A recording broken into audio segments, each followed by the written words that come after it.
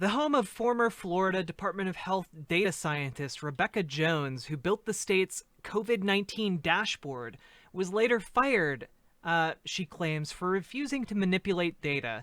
She was raided by state police with guns drawn Monday morning. So we'll be looking into this story, but let's take a look at some of the I believe, here we go. Here's the segment.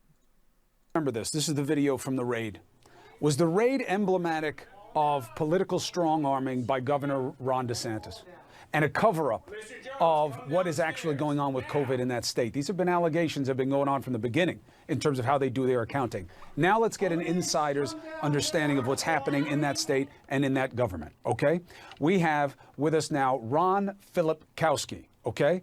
He has worked for the state for a while. He was an appointee by Governor Scott twice, now of Governor DeSantis, once, lifelong Republican. He resigned over what you saw and joins us exclusively. Counselor, thank you very much. You were vice chairman of Florida Judicial Nomination Committee.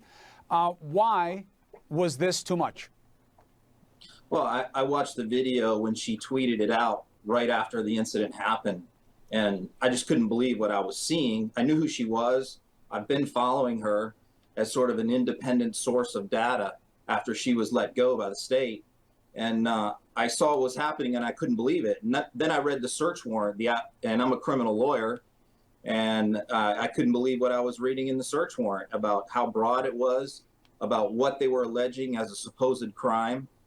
And so I was just really outraged by the whole situation. And then the final straw was really hearing Governor DeSantis' spokesman, Fred Piccolo, come out and say, you know, he didn't know anything at all about the raid. He had no knowledge of it, and no one told him anything about it, which I found just to be fantastical, just not credible. You don't think there's any way that the Florida Department of Law Enforcement does something like this and the governor's office doesn't know?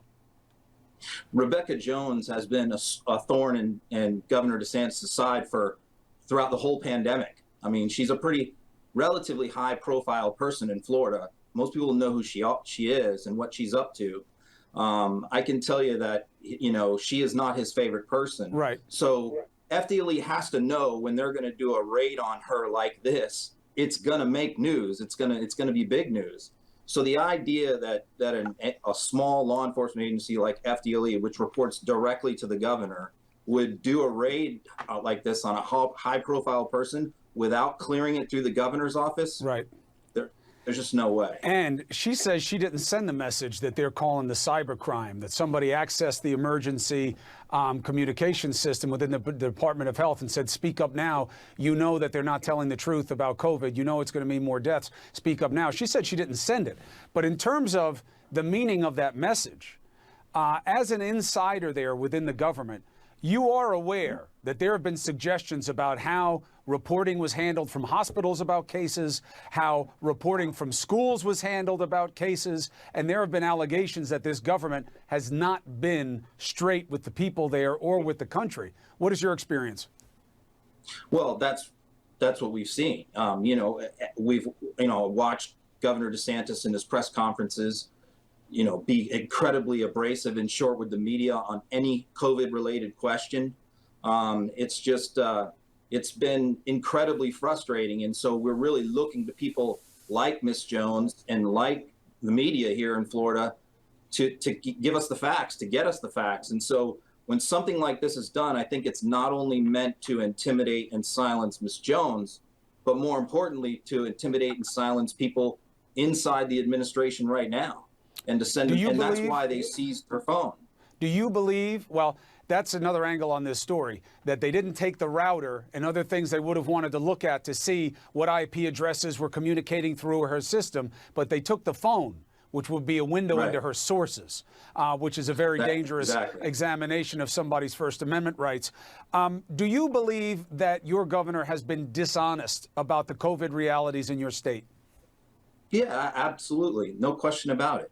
I mean, in May, he was looking for an apology from the... Oh, that reminds me, Serious Twitch. I need to reach out to around midnight for him to come on, for them to come on at some point this week. I would love to talk about COVID stuff with him. or them. Media because he had conquered COVID in Florida when we all knew that that wasn't the case. He's also claimed that, if there's a death with somebody who dies of COVID and they have a pre-existing condition, it shouldn't really count as a COVID death. He said a lot of things like that. And that, I always had a very high opinion, to be honest with you, of Governor DeSantis until COVID. And his approval ratings in Florida were, I think, in the low 70s when COVID happened. And they've taken a nosedive. And it's simply because of the way he's handled this pandemic, which just baffles all of us here.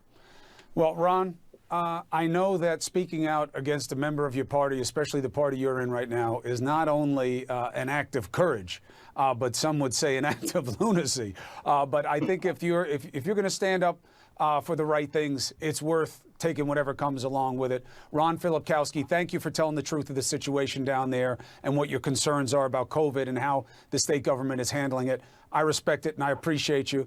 If there's a backlash on this, let me know and I'll take on the fight with you.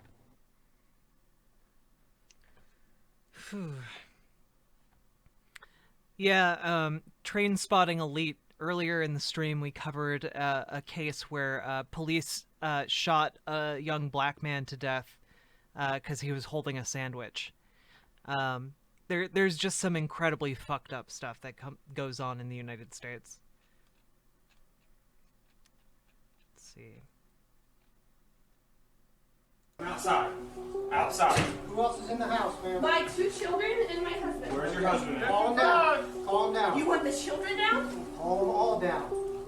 Mr. Jones, come down the stairs. Now! Police, come down now. Do not Bring your them down the children. stairs. My children!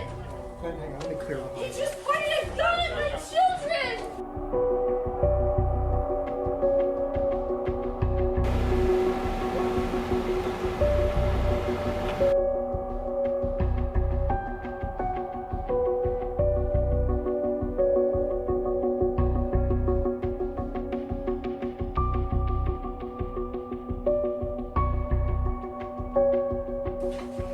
Police, come down now.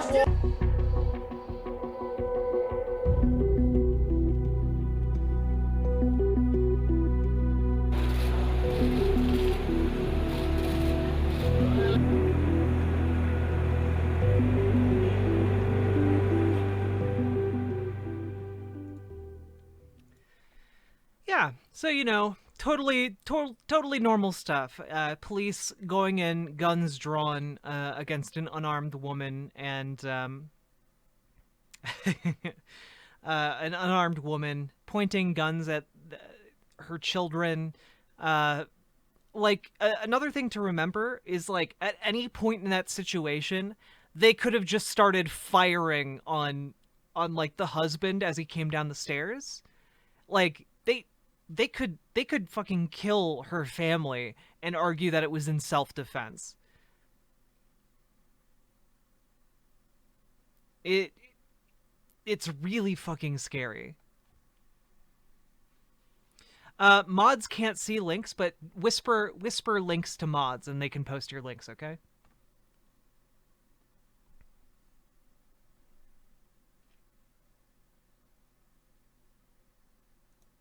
Yeah, we've got, I think this might have been the guy who was just on the CNN segment there. I hereby resign my commission as commissioner and vice chair of the 12th Circuit Judicial Nominating Commission. Honored to serve the commission. Increasingly alarmed by the governor's response to the COVID-19 pandemic, I believe the policy of this state towards COVID is reckless and irresponsible. I remained in my position because health policy was unrelated to my job at the JNC. However, the recent events regarding public access to truthful data on the pandemic and the specific treatment of Rebekah Jones has made the issue now a legal one rather than just medical. I followed the events with Miss Jones, seen the quality of her replacement, and reviewed the search warrant that led to her home being raided yesterday by multiple armed officers. Based on what I have seen and read, I find these actions unconscionable. Even if the facts alleged are true, I would still call her a hero. I also find Mr. Piccolo's statements, and the governor was unaware of the raid. Not credible. Again, Mr. Piccolo.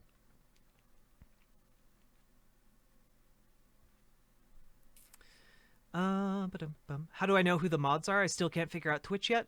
If you see a little green sword next to their name in chat, that means they're a mod. Yeah, look for the swords of justice in chat.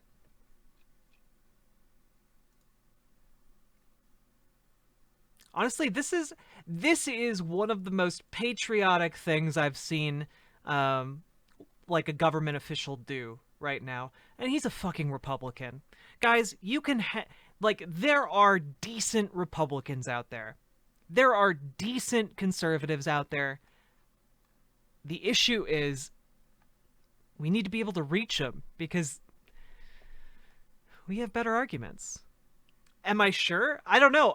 Like, maybe the bar is just so low for like decent conservative that like agreeing on objective reality is now like the bar that they have to clear. To be honest, I voted for Trump. Did you really, be more?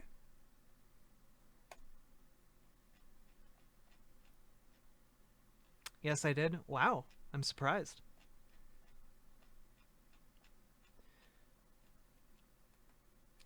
Let's see. Let's take a look at the news report here.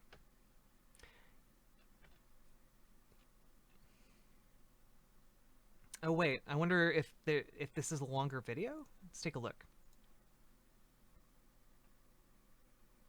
Come outside. Police, come down now! Search warrant. Bring your Come down the children! stairs. My children! Quinn, hang on, let me clear the He hall. just pointed a gun at my children! Search warrant. Took my phone and computer I use every day to post the case numbers in Florida and school cases for the entire country. They took evidence of corruption at the state level. They claimed it was about a security breach. This was DeSantis. He sent the Gestapo. This is what happens to scientists who do their job honestly. This is what happens to people who speak truth to power. I tell them my husband and 2 children are upstairs, and then one of them draws his gun on my children. This is DeSantis's Florida. If DeSantis thought pointing a gun in my face was a good way to get me to shut up, he's about to learn just how wrong he was. I'll have a new computer tomorrow, and then I'm going back to work. If you want to help, my website is still at... Here, we'll post this in chat. You guys can check it out.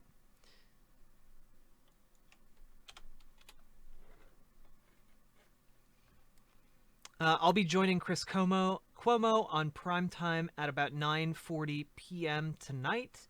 This was yesterday. Maybe we can find that segment. A lot of people ask me how they can help. 1, a job not in Florida. True. And 2, spread the word. We're doing that. And 3, here's a GoFundMe. If you guys have a few extra bucks, throw some money at this GoFundMe to help a Florida scientist continue to do some good work, okay? Do you think there's a chance the USA has been fascist all along and we just didn't notice because they're good at making us think we're not fash? No. I think that there is a very specific definition to fascism. I don't think that doing bad things alone constitute fascism. I do, however, think that we have been capitalist for a long time, and there are a lot of capitalist incentives behind the things that we have done that are incredibly shitty. So I would argue that the Trump administration is fascist, like undeniably fascist. I think you could make a good case for like, maybe since Reagan, you could find like a strain of fascism. Donald Trump is an out and out fascist. He checks all of the boxes of fascist rhetoric. Yeah. So capitalism is capable of incentivizing a lot of horrific behavior. Like, for example, locking people up in for-profit prisons. These are things that are objectively bad. Imperialism, it's driven by capitalism. A lot of CIA toppling of democratically elected governments, fueled by capitalism and capitalist interests. These are things that are objectively shitty, that have been fueled by capitalism. However, I believe we're reaching new depths under the Trump administration. Stuff like this is scary, guys. Holy shit. This is some fascist shit. Can liberal capitalism get so bad due to incentives that it's just as bad or worse than fascism? Or is it not always an upgrade in hellishness? So the issue is that liberalism is more prone, or sorry, capitalism finds it more amenable to exist under a fascist society than a socialist one. So, given enough time, given the right slide in economic conditions, given wealth concentrating ever more at the top, I think that you can find people who are willing to, endorse fascism because it's better for their bottom line. And I think we're getting close to that in the United States right now.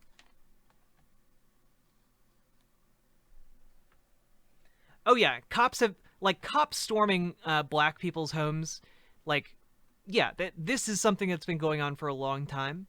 When I'm talking about fascism, I'm specifically, we have a fascist command. Here, look. You guys can learn about fascism. There's the consolidated short version, and then there's the longer version. If we put all of the bad shit on fascism, that completely exonerates all of the bad shit we do under liberal capitalism right now.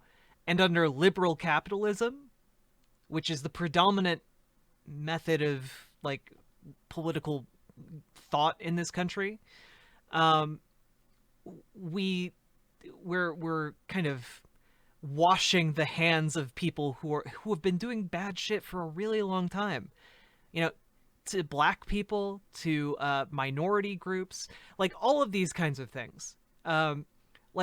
Black people have been getting put in for-profit prisons for 50 fucking years. And even before that, in public prisons, they were used for cheap labor for the state. These are things that are fucking monstrous. And that's something that we can't dismiss as fascism. That is life as usual under liberal capitalism.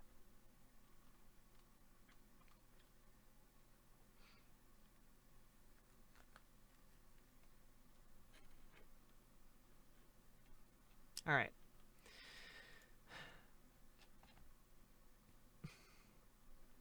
Let's see. Florida Department of Law Enforcement Commissioner Rick Swearingen released a statement that the FDLE's investigation began last month following a complaint by Florida Department of Health that a person illegally hacked into their emergency alert system.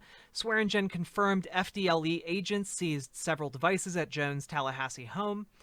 In an interview with CNN on Monday night, Jones denied entering the FDOH's system. On my phone is every communication I've ever had with someone who works at the state, who has come to me in confidence and told me things that could get them fired, she said. I haven't had any access to any system at DOH in over 6 months.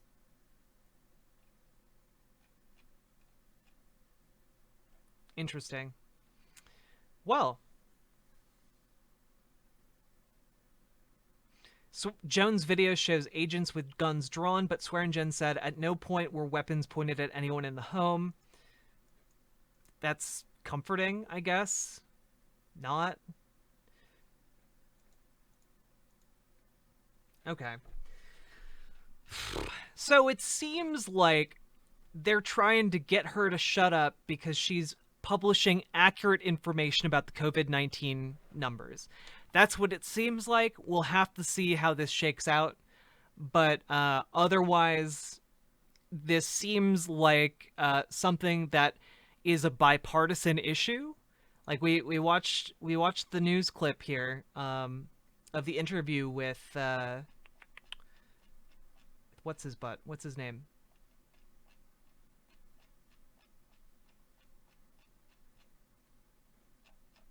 Did I lose the tweet already? I think we watched the interview with Ron F., who's conservative. This is a bipartisan issue. Conservatives are resigning because of what they know and what they perceive, and what they perceive and know is that these actions are unconscionable. So this is kind of, most people don't quit their jobs just because of the optics of someone else from a differing political party, like, reporting. We need more real conservatives. No, be more. We need more socialists, okay? We need more socialists, and that way we can make the country better. Yeah, this is an awful thing to do. Yeah. Socialism is hard to get behind. Not in my experience. But, yeah. I don't know. Be more. It seems like you agree with me on most of my stances. GOP vet for Biden. Real strong conservative. Dude has a giant poster of himself saying that he's a Republican. I don't know. We disagree on how we can go about it. I feel like all of our conversations have generally been like you agreeing with me. What do you disagree with, I guess?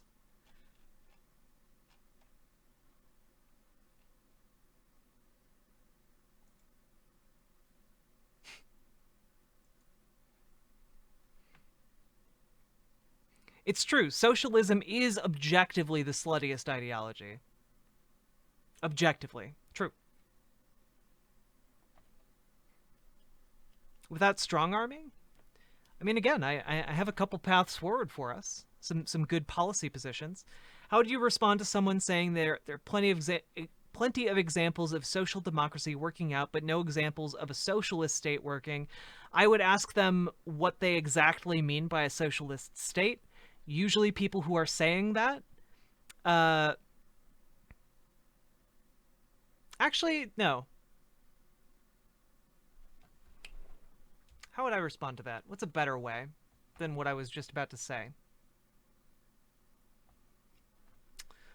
I would say that while there might not be any examples of a socialist state working, that doesn't mean that we can't get a socialist state working. So, for example, prior to the downfall of feudalism, like, I would argue that it was pretty clearly obvious that you could do better than feudal society. And what people back then argued was that capitalism was better than feudalism. And they were correct, even when their attempts to overthrow feudalism in favor of capitalism failed. However, then we had revolutions that were able to overthrow feudalism in favor of capitalism, and essentially, it was better than feudalism. Yeah. In much the same way, there might have been a lot of failed attempts to overthrow capitalism in favor of socialism, and they might not have worked out yet, but if we overthrow it, I think we'll be able to look back and say, yeah, socialism is better than capitalism, because structurally, it is better than capitalism.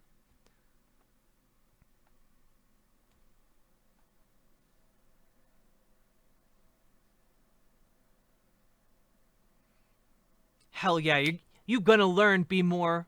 We gonna learn and grow together, okay? That's what this channel's all about. Learning and growing and trying our best.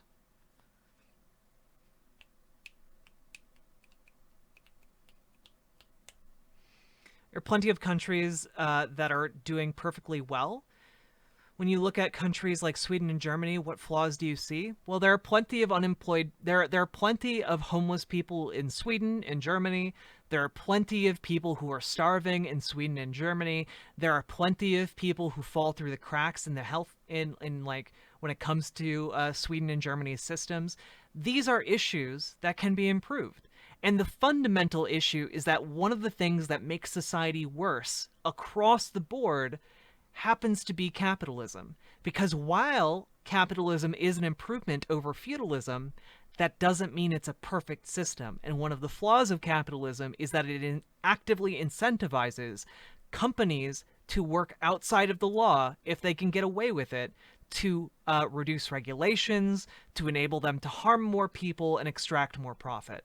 And that's something that I think that we need to fundamentally fix in order to improve society. So yeah, that's part of my issue. Hello, Maffinity. How's it going? How's it going?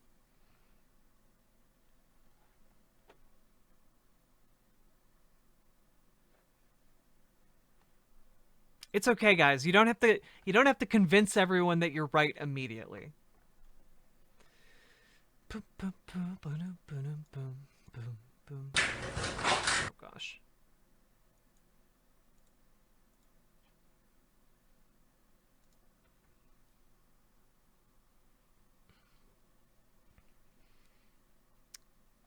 Okay. Do you not think that worker co-ops will try and do shady things if they think they can get away with it? I think that worker co-ops might do shady shit if they think they can get away with it. However, I would argue that it's much harder to do shady shit in a democratically run company. The same way it's a lot easier to do shady shit if you're in a tyrannical company, because all it takes is the person at the top to be in favor of doing shady shit, for the entire company to do shady shit. Whereas, you know, in a democratically run system, it's harder to be like, yes, let us do crimes together, friends. Let us collectively do crimes. I think that that's a harder sell.